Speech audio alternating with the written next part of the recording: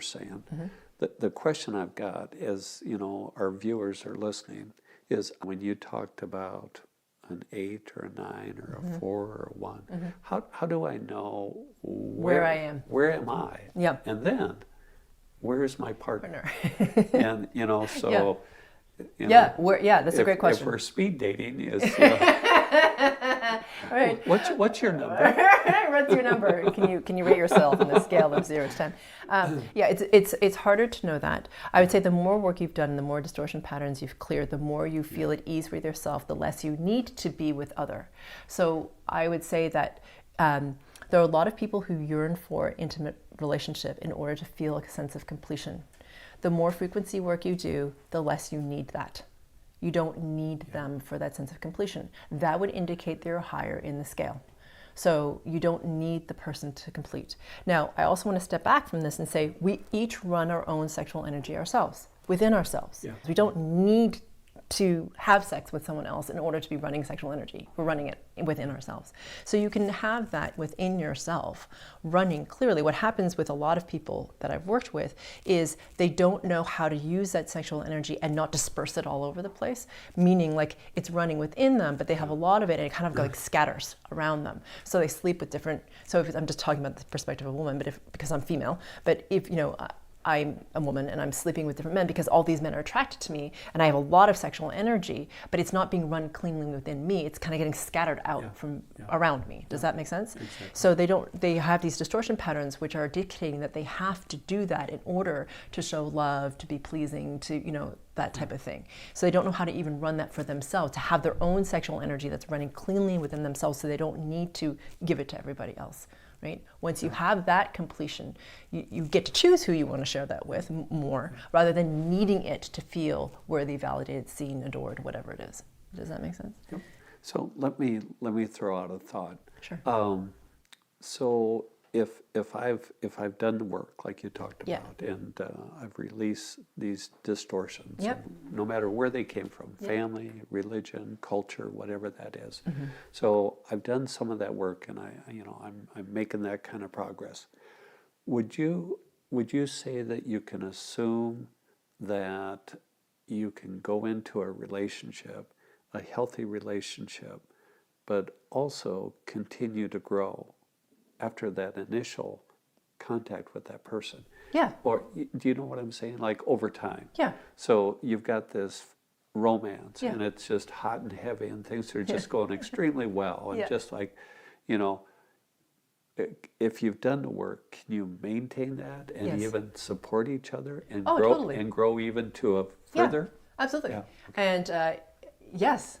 Absolutely, you can. It's like, yes, definitely. It's totally an option. And I would say that what happens is that for someone who has done more work like yourself, if the person doesn't want to grow with you, there's much less tolerance for that because you're going. Yeah. And you don't. And what's happening is you're moving, and at some point that's going to become a bit of a drag. Yeah. And so in terms of your intimate partner. And so a lot of people who are accelerating find this sort of like break or anchor or breaks or whatever you want to call it. And it depends. Do you want to bring them with you or not?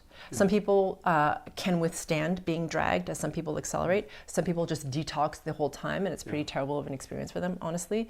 What will happen is a lot of relationships will break because the person being dragged doesn't like it or the person dragging doesn't like it, right? So that relationship will break.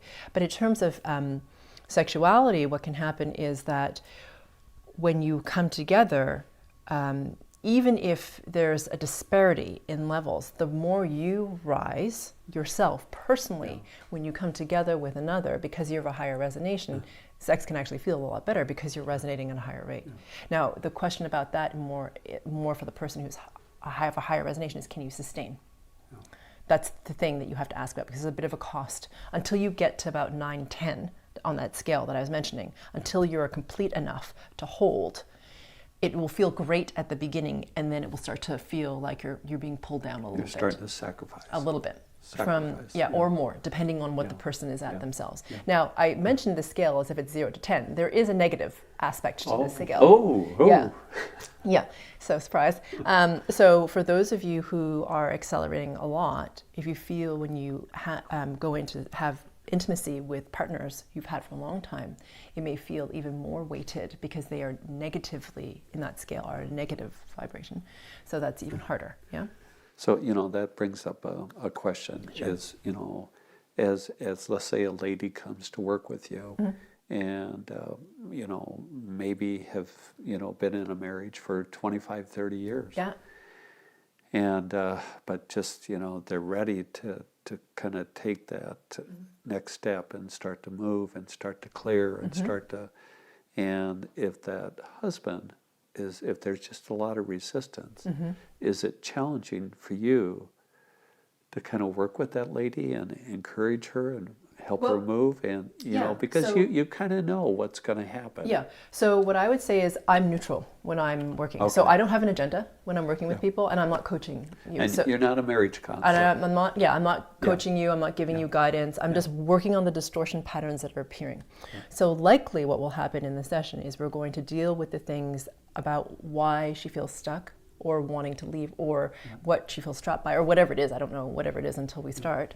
But that will come about. And what will happen is a shift will come internally from her.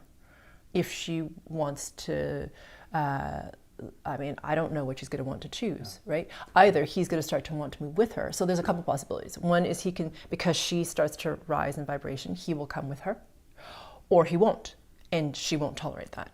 So that's kind of her choices at that point. And then depending on who the person is and the distortion patterns they're working with, some women, it depends on the person, really, what they choose to do. But I am definitely not dictating that, just to be really clear. The person is the one who's choosing that. And it's sort of like a natural result of the work. And again, I'm neutral. So I don't have an agenda for you. Whatever you choose is up to you. You're going to grow from that, irrespective. And naturally, it could be the reverse. The man has decided to kind of step up and move forward. Yeah, absolutely. And the lady, out of fear or whatever that might be, it might start to, and so be it. Yeah. It's challenging. Yeah. Or even if you have same-sex partners, it's the same, right?